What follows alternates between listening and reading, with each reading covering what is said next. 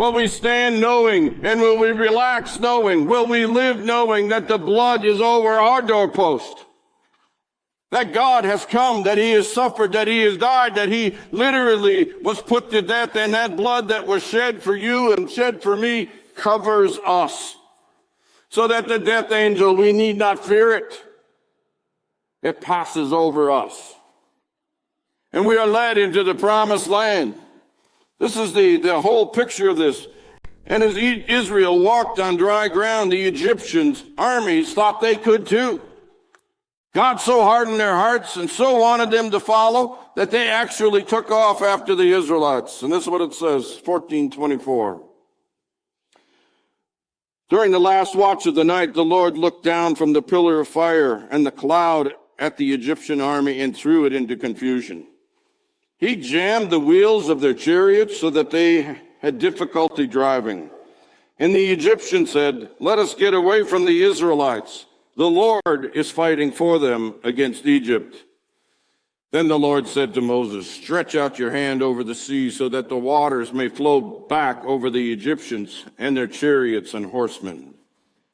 Moses stretched out his hand over the sea, and at daybreak the sea went back to its place. The Egyptians were fleeing toward it, and the Lord swept them away in the sea.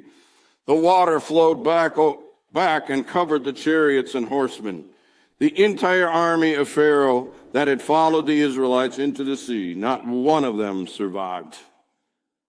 You talk about destruction.